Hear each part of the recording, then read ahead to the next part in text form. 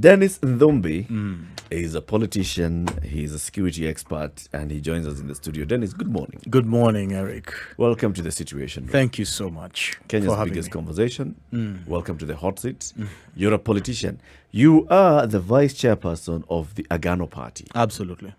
You have also contested for electoral office before. In 2017, 2017, right. you wanted to be Senator of Nairobi. Senator of Nairobi. How did you fare? I think I collected some 30K votes, but more importantly is that I was pleased because by the grace of God, I admitted myself into the school of politics.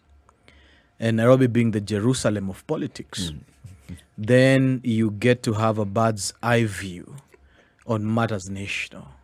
You get to understand the internal dealings and pleadings that shape or rather steer the navigation of this country. And it's a good place to be. And I think I keep on telling people that perhaps if you really want to understand the intricacies of politics in this country, even admit yourself to be an MCA of your village ward, then you will understand whether democracy in this country is non-existent, whether it's progressive to a certain degree, whether perhaps we've achieved the 20 or 30 or 50% or 60%. And truly, the status or the status of the soul of this nation, you know, and where we are, if it's a health check, or whether this nation is sick, or it's healthy, or it's in ICU. So what did your experience teach you about our democracy? My goodness, I believe in progressive democracy, but I think that it's not a Uhuru in this country. There is a lot that needs to be done. We have one of the best progressive constitutions in the world, but we have the worst political culture in the world. And I think there's a dichotomy and there's a wrestling match between our political culture and what we put down on paper. And what our constitution paints is a complete,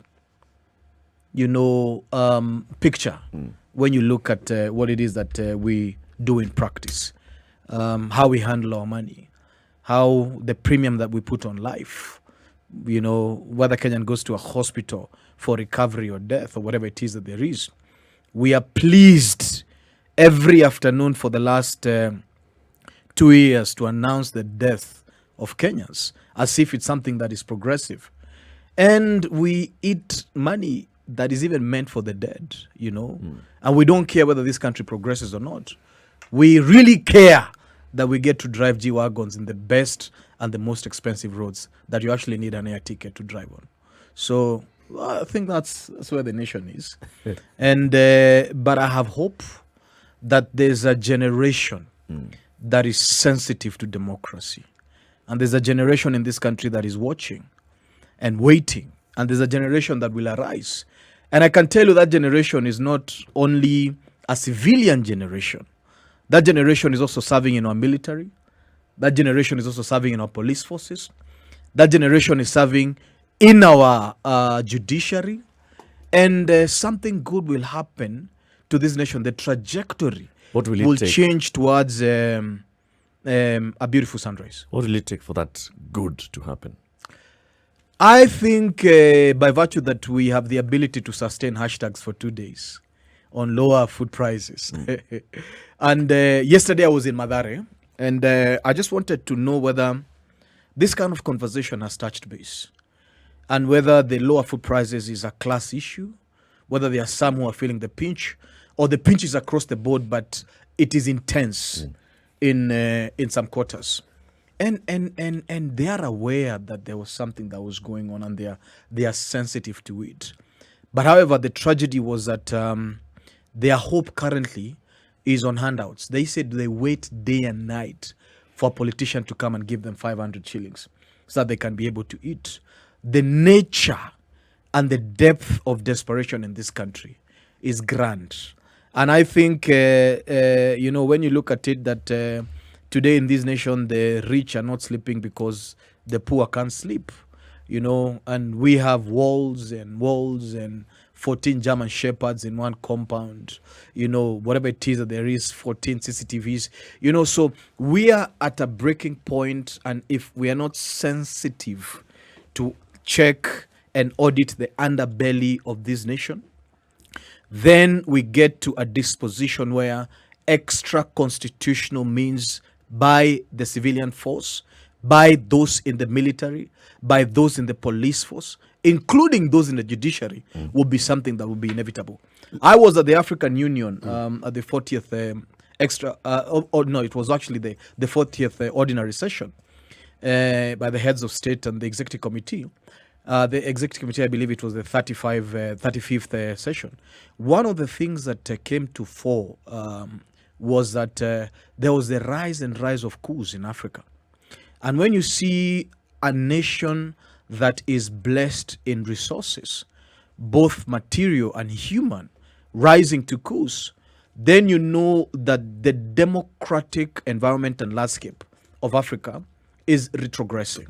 And Africa then has become a pass and an enterprise for a few oligarchies and autocrats, and in partnership with the West, the East, and whatever it is that there is, to bleed this continent to nothing more than a mere shibboleth that may not survive the century. Let me take you back to something that you mentioned regarding the youth and the hope that you are placing on the youth. Yes, sir. It is always the hope of every generation to hope that the generation that comes after them will do better than they have done. Mm-hmm. But when you take into consideration the power of example, and just how much that influences the people whom we are hoping to hand the mantle over to, what is it about the young generation that you think is unique to the point where they would look at this generation and realize that the last thing they want to do is to follow what this generation has done, and that they want to chart a new path? What is it that you see in them that points in that direction? One of the beautiful things about this generation is that they cannot be mobilized tribally. The millennials are interesting. They look for opportunities. When you look at the DNA that formats them, is that they look for their own information, consume their own information, chart their own paths. And therefore, when any tribal leader is discussing politics tribally, they don't look at it in any other way. They are educated, they are informed, they are running the digital economy, they chart their path, they establish their own economy at the end of the day, and they are riotous politically. When you look at what it is that we call the protest vote in the country, is largely shaped by the millennials. They would vote any direction that they please, They would refuse to participate, not because that it's not participation. Protest is also participation. Are you referring to millennials within the big cities or the big towns of the country, or millennials throughout the country? Throughout the country. You need to understand that even though I may live in a peri-urban or rural area, I have access to a phone.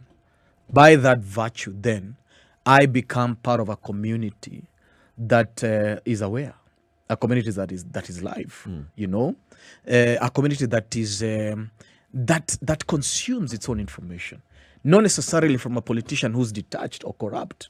And I can access. When I was growing up, the only way I would know about Nairobi, and I grew up in the village, was if I had friends from Nairobi.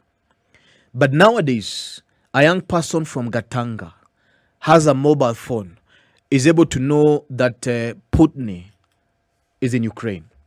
They don't need to be informed by anybody. Is able to consume their own information. Is able to study online. They are preserved from what is wrong in this nation. And we may think that they are not registering to vote or they are not voting. But in nations that are progressive, the white or the protest vote is political participation in one way or the other. So I believe, and I was talking to my friends in the military, because my background is security. And I was telling them, you have to be very careful that the military must be apolitical, because there's a generation that you can't mobilize it in a particular way. And they hate what is unjust because they are being socioeconomically, they are being punished by the system perhaps more than anybody else. You know, so yesterday I was in the ghetto and I interacted with the youth, you know, and they are alive to this injustice and they will not be party to it. Nobody's going to mobilize them towards injustice. So then, as we're heading to the 2022 general election, what's happening? If the IEBC can roll out a voter registration exercise and nets only about 1.5 million new voters, so 2 million new voters, what does that say? The basket that IBC had available to register as new voters was 9 million. They also had the opportunity to net a workforce in diaspora that is 4 million strong, but I believe registrations are still below 10,000, thereabouts. So political participation is not only by virtue of voting, you know, and voting does not qualify me to the Bill of Rights. Neither lack of voting does not disqualify me from the Bill of Rights. I believe in every other way. I have instruments within the constitutional framework that ask me to be engaged within, you know, the utensils of public participation, you know. And it's unfortunate that many people sometimes don't feel that or the ballot does not change their economic framework. But then, however, the 22, I think it's 22 million registered voters now. The largest majority of this nation is youth, and therefore that very block is still youth. At the end of the day, it's still a youthful block. So you can't say that the youth are not registered as voters. The largest block of them are registered as voters, and also the largest block of them are also not registered as voters. And I think that's a dynamic there is. But voting in August, and the political class makes sure that they are not desirable of a large voting block, because if you have 9 million strong registered voters, I can assure you they are discontented voters, and therefore powers in the day would not be desirable that they have 9 million voters who are displeased of the current services. Do I hear you to be saying that instead of voter registration, that what we witnessed was voter registration suppression? There was, by the way, I participated and I tried to mobilize the diaspora, and I can assure you there was a suppression from IBC. And how do you mean? How was this? Because they, you know, the Bill of Rights says that your rights shouldn't be denied by any unreasonable reasons, you know. So when you look at, for example, let me give an example of the US and the UK.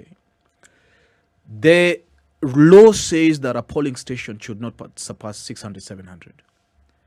But you find that many Kenyans, the polling stations were so few and so far off that you have to spend your $1,000 to go and register, you know, at the end of the day.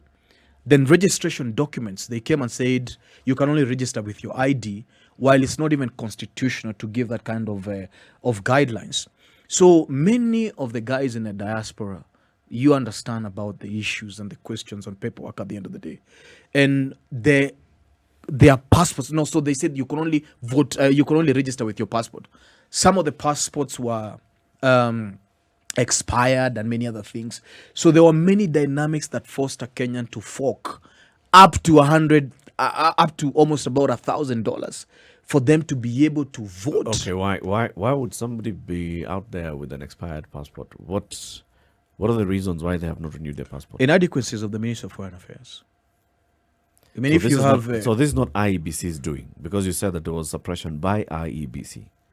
you see, If what somebody happens is does that, not have a valid passport, and that is a requirement, But the I have an requirement ID. for registration is. I have an ID. Yes. The Constitution says any identification document. So when you, as a commission, comes and says you can only register with a passport in the diaspora. Then essentially what you do is that you only commit me to 1 year of registration, which is not constitutional. you should say any identification document that is recognized by law and by the Constitution should be able to get to register you. And then when you look at the inadequacies of renewing the passport by our embassies, technically, they are not as efficient as possible. Sometimes it takes a very long time to get that process renewed. So there were, and the logistical aspect, surely, when you look at the Scandinavian countries, you know, you have several countries, but they say we will only have one location in Germany, you know. So you have to come from Norway or from Sweden so that you can go and register as a voter in another country, you know. So the nature of inconvenience at the end of the day was too grand. And I think that some of these decisions were taken in boardrooms and they amount to voter suppression. And they went to court and the court translated that, look, any document including the ID, you can register with it. And that was 2 weeks deep into a regulated registration, you know. So there were issues, I believe, that they need to be checked.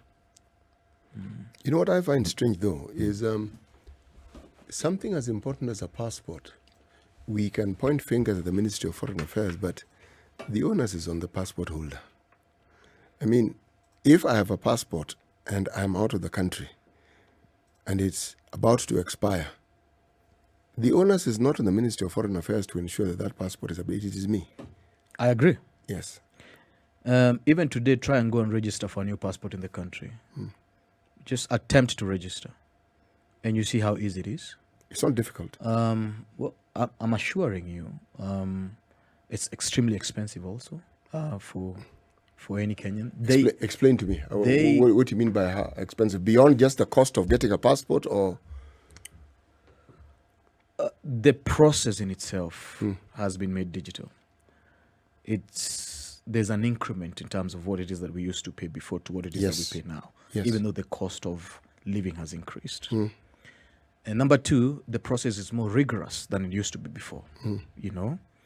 Number three, for your passport to come out, there's no definite timeline. I have friends who have registered for passports now, and it's 2, 3, 4, 5 months deep for them to receive the passport, you know. So it shouldn't be laborious for a Kenyan to apply that which identifies them as Kenyan. Because by the time I'm applying for a passport, it means I have the urgency of travel. Therefore, it shouldn't inconvenience me in many other ways. But also, if I'm in diaspora, I'm in the US, and I know my passport is expiring, then I have to go to the embassy and submit it for renewing. I cannot specify when that passport will be ready. You know, that process is out of my hands. It's in the hands of government. And then there's a registration process.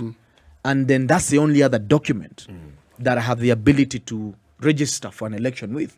So there are administrative functions that are out of the scope of a Kenyan, and they can't really, help it by them. I think it makes sense to actually question why only recognize a valid passport.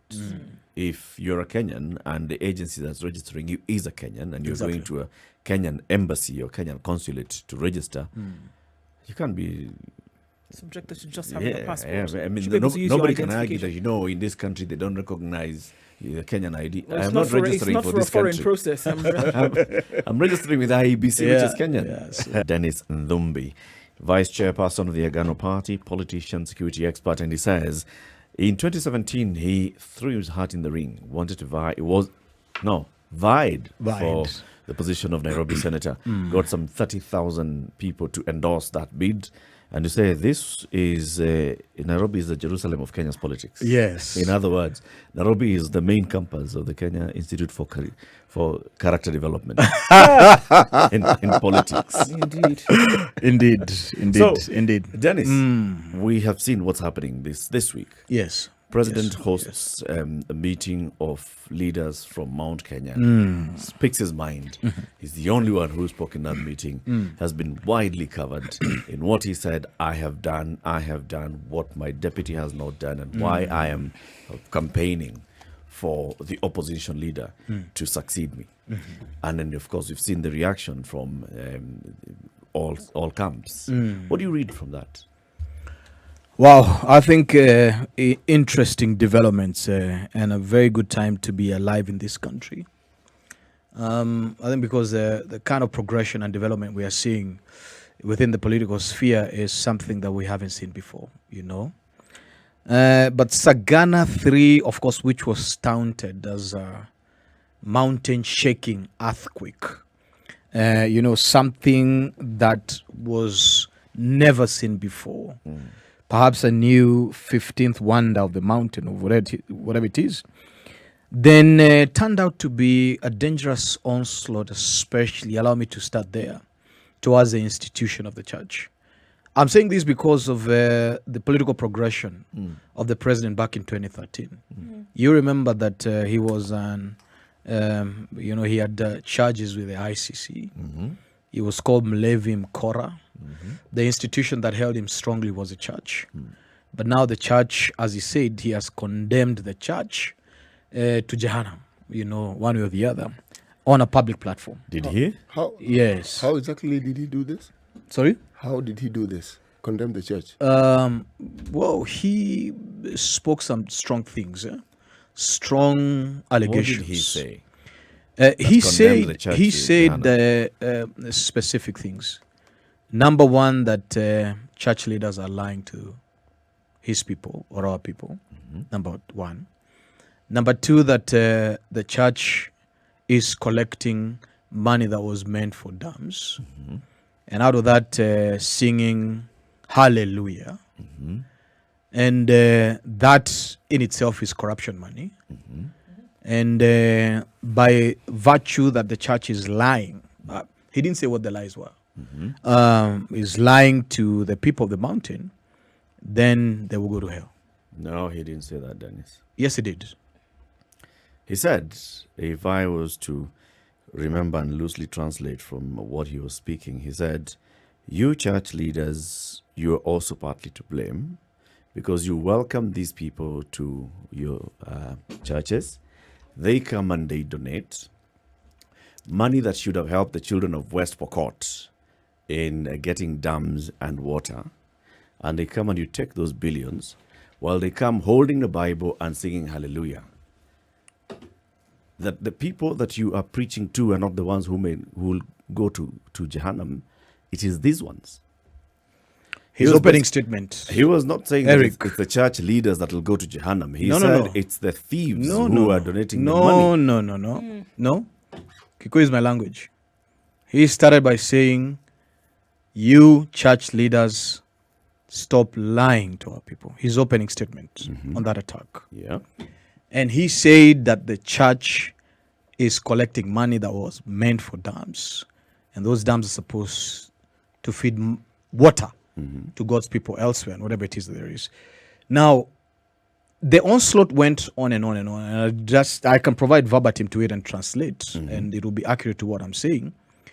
But however, we take that as an unfortunate onslaught for various reasons. Number one, the church has never lied to anyone. The church has provided the access to politicians as Christians and as worshippers to speak to their fellow Christians. The church in itself has never stood to be political. In Central, there is no single bishop who holds a political rally. No. Any politician is allowed to come to the church and say whatever it is that there is. And I don't remember any one particular disparaging comment that was done on any pulpit of the church. Number two, when you talk about churches collecting money that is meant for dams at the end of the day, you understand the disposition of the DPP, the matter that is the way the issue has been handled in its own self. What the DPP said about Arao Kimboro, the president himself is in charge of treasury and cabinet, you know. So he basically used the principle of a lie to attack the church. And we, the people of the mountain, feel that that comment in itself was misadvised and it was unnecessary based on the principle that there isn't any factual accusation that you can put on the table and say that the money that these politicians may have brought to build the churches or whatever it is can be qualified as corruption money by any virtue through any court of law or any constitutional jurisdiction that the church has taken any corrupt money whatsoever, based on the example that he used in itself. Okay, so is that a primary? Is that a primary bone of contention that we're looking It's a at? primary bone of Just hold contention. on. Sorry. So what essentially we're saying is that the way in which it all began, from your point of view, was based on a lie.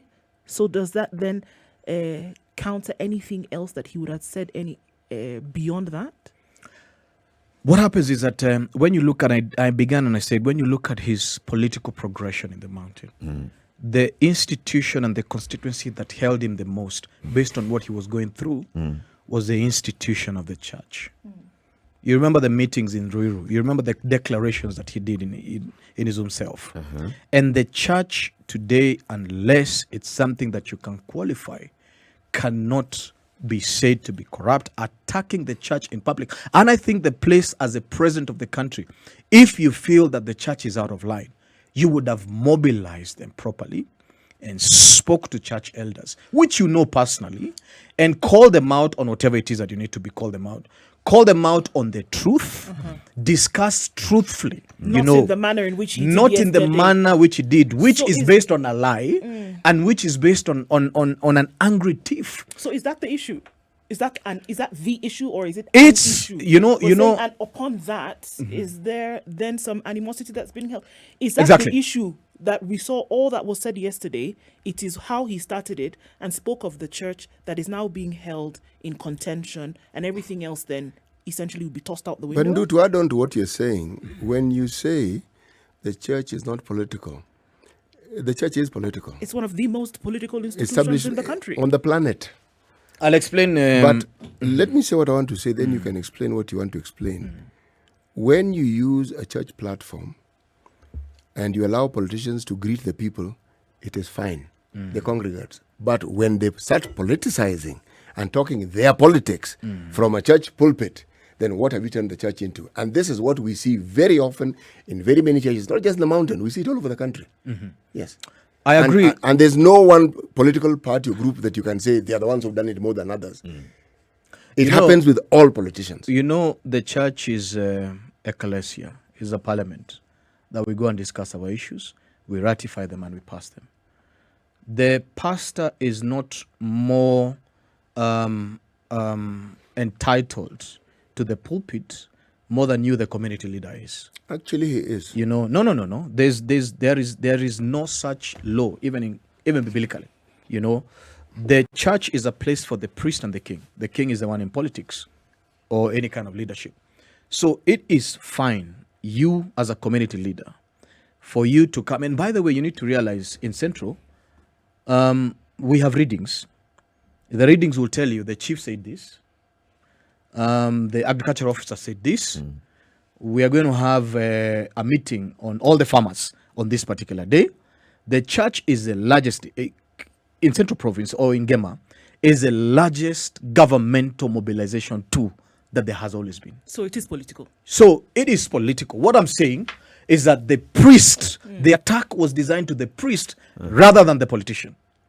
So the priests themselves, they don't have the political disposition because their work. No, what I'm saying is that you're not going to find a priest saying, vote for this person. Vote, don't do this, don't do this. They offer the platform for anybody else who needs to be offered the platform. Do the priests have a responsibility to question the source of donations? Especially when it's in the public domain and there are questionable sources of donations. I believe that we have constitutional frameworks that their work is to fight corruption. And I believe that any person who will be duly charged, if justice is properly dispensed, then they'll be out of office. What do you say to when we saw the Kenya Conference of Catholic Bishops releasing a statement, the Archbishop of the Anglican Church as well, saying we are going to check the kind of donations that are brought to us. We are going to say that if you are donating, you shall give us a check so that check then has gone through the entire process. of verification of the source, and then there's a tracing back of where the money comes from. What do you make of that? You know, fundraising are in the public spheres. If you come and give us 14 million, the DCI has seen. It's not a private affair. The EACC has seen. They're obligated to come and do whatever questions that they need to do. If the church receives a piece of land, for example, if you look at President Muthui, who was big in building churches, their institutional framework is both moral and ethical. It can question anyone. The church does not operate in a vacuum outside of this country. It's the same funds that build the school or build the dispensary are the same funds that will build the church.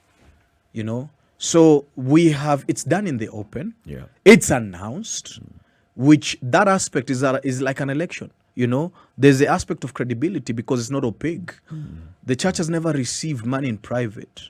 That has been said. The church has received 1 billion shillings from a politician privately, and the sources are known because it was a private dealings. The church, it's an open process that anyone, whether you have your 100 shillings, what makes you think that 100 shilling is less corrupt than 1 billion shillings? The 1 billion. You know, at the end of the day. Beyond the I church. don't know, maybe you're a banker and your 500 shillings was something that you lifted off the till, you know. But, you know, only God can know these things. But however, I'm saying that whether the money is corrupt or not, the church participated in ensuring that we have strong institutions. You understand? And these institutions are supposed to help every Kenyan and all Kenyan to be just and righteous before God and before fellow man. Get it. So You have an if issue with- those You institutions have an are issue not doing with- their work, with what the president said with regards to the church has an issue Beyond with that, what he said. Beyond that, So the there are other president- issues that, the president also spoke about other things. Yes. Said So the leadership the youth have been lied to in terms of his track record, in terms of his development in the region. And he was saying that those who are leading the charge in lying to the people are the deputy president and his supporters in the region. some of those things, they need to be factual. Because when were the youth lied to and exactly what were they told? And when were they told this? One of the things I can tell you is that, Sagana 1 and 2, especially 2, the MP said something critical. They said, look, we have less development in the mountain. We supported you the most. The people are really crying for developments. And so the president said by himself, please come with a book written, all the nature of all developments that you want. The MPs came with that book, and I can tell you, none of those developments were instituted to date. The second promise that was done was that we will do a Mount Kenya tour, launching and speaking about those developments. None of it was done. When you look at Sagana 1 and 2, it was the same list of people that were invited. Both 1 and 2 have never had any development tangent towards the mountain whatsoever. I can challenge anybody to say what developments were birthed from Sagana 1 and 2. Number 3, when we come to Sagana 3, the most interesting thing that you will see was the quorum was different. You understand? And the disposition of the president was different. Then there was the absence of local leaders to a degree that was worrying. 3/4 of the elected leaders in Mount Kenya never showed up. Whether you're talking about governors, whether you're talking about MCAs or MPs or senator, they never showed up to that meeting. But to a certain degree, for example, I spoke to one of the elected leaders within the same place that the Sagana is. And they said, you know what? Because we know that there was some money that was going to be given, we sent our people to receive something to eat because there's an issue. So they chose not to go. They chose not to go because of the nature of alignment that is within what it is that we call electoral volatility towards the president's disposition. You understand? So there is an issue that we can't ignore. The issue is that it's not that the people are objecting to the president himself as a son of the mountain or as a leader of the mountain. They value him as a person. They have objected to the choices of the president and the choices that the president is bringing to the mountain by himself. Which choices? Can I just ask you right there? Which choices are we talking about? that Number are one, not palatable. you realize that the split in the mountains started happening when there was a handshake and there was a progression of the handshake. You know, and because for various things is that number one, there was very little public participation within the mountain itself. It was a surprise to many, and because he partnered with one of the biggest aggressors towards the mountain, and he admitted that himself during Sagana 3. He said the reason why I shook Raila's hand because he burnt your kiosks. He did this. There was a great assault against you as the people of the mountain, you know. And sometimes I even removed money from my pockets and made sure that we replaced your kind of business that was vandalized by the mobilization, the dangerous political mobilization of Raila Odinga. He said this in person.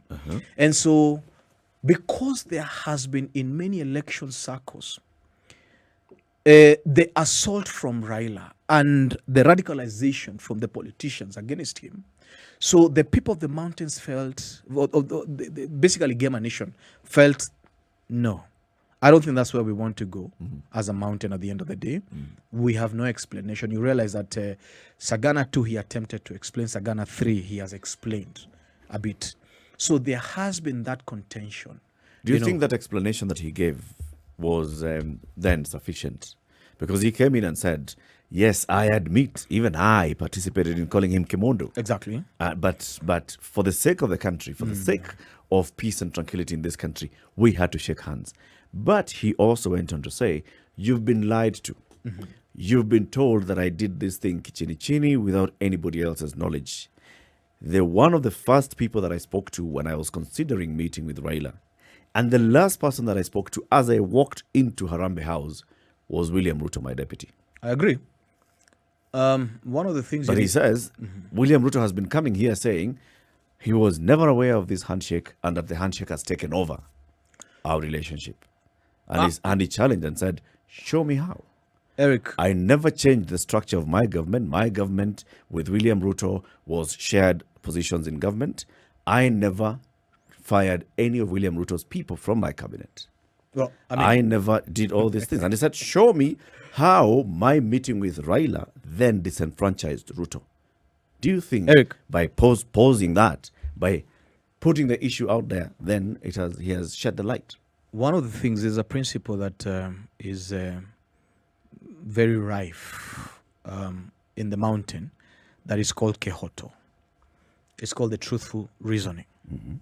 We sit and we reason, and we articulate what it is that we reason. Don't come back and speak otherwise after we have cut that covenant. And the president, in the first and the second term, he told people that the one that I want to succeed me is this particular person. Kumi yangu, kumi yako. That was Kehoto number one. You understand? Based on the kind of persecution that the president was going through, he told the mountain vehemently that the one that has stood with me and the one that is protecting me is William Samoei Ruto. He chose him for the first term. He chose him overwhelmingly for the second term, even though Raila repressed part of the country and they never voted anyway. And you realize that the dip between the first vote and the second vote was just a mere 34%. There was a lot of persecution that the president went through. And the politician who never left the president's side was His Excellency William Samoei Ruto. And that was a covenant that was agreed from the president to the people of the mountain. So now, based on that, the mountain people are honest, truthful, and just. And never you violate an agreement, you'll have a problem. And it's just common ethics. I'm saying it's common ethics. The president... You understand? That's my question is this. Now, I am answering your question because... responding to all those things in Sagana on Wednesday, was it Wednesday? Yes. The president actually said the person who violated that covenant was William Ruto. Because he was aware of a handshake. He actually okayed the handshake.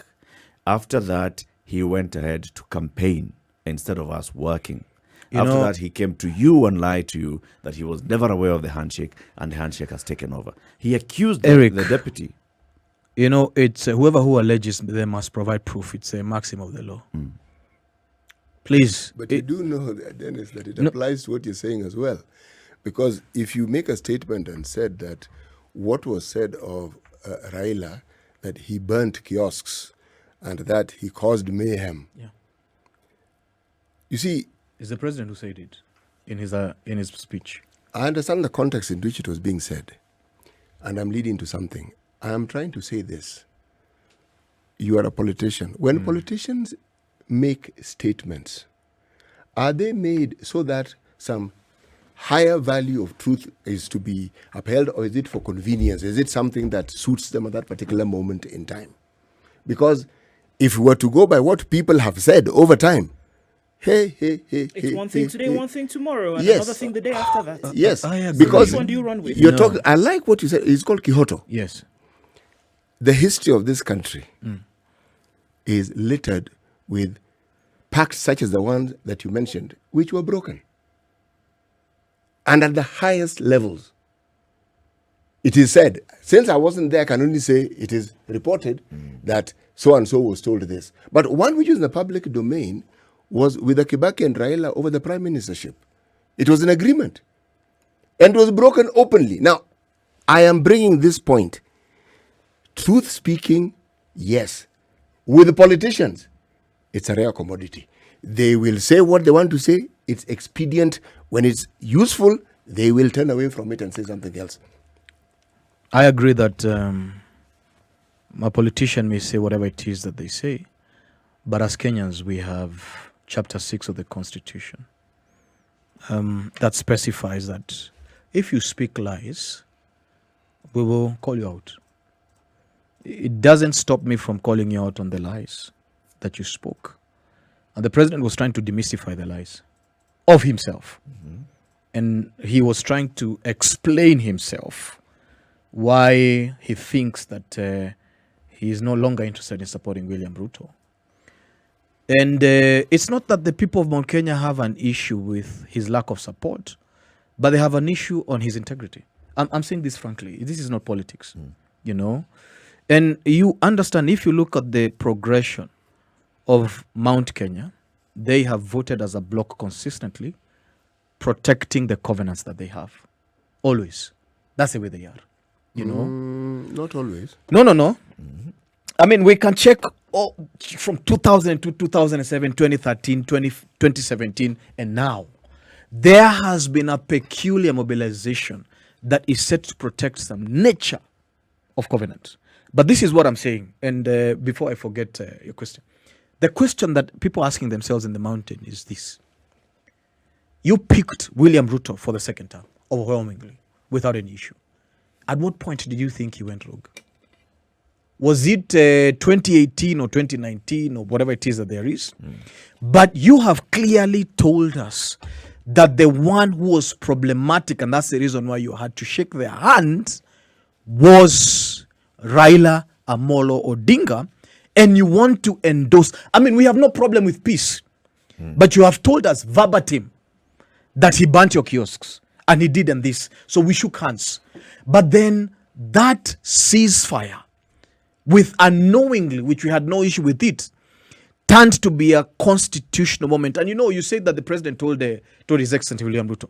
I want to ask you, Eric, if today your wife that you love comes and says that I'm divorcing you, you're aware, but you don't have to agree. You can oppose it. Making me aware of something you're doing is not an agreement. It was information. You understand? You're just merely informing me that is something that you're going to do, but we don't have to work with you in agreement, especially when you're scanty with information. Dennis, It's a pity we're running out of time here. We are really No, there are running short certain of time. things that you know I wanted to to say. I think we'll have you back because Okay. we have like 30 seconds to close the hour. My goodness. I just wanted to say yes or no. Did the president move the mountain? No. Okay. Dennis Nthumbi is the vice chairperson of Agano Party, and he's a politician, he's a security expert. We've been talking about the implications of the Sagana 3 meeting. He says, not much, zero implication at all. Zero. Yeah. Nada. But however, Nada. extremely heavy implications to the nation. Extremely heavy? Implications to the nation. Okay. we'll have you again to tell us the implications to the nation. Keep it right here for more conversations. In the next hour, we talk about the implications of what is happening in Ukraine to the African continent. A very good morning to you.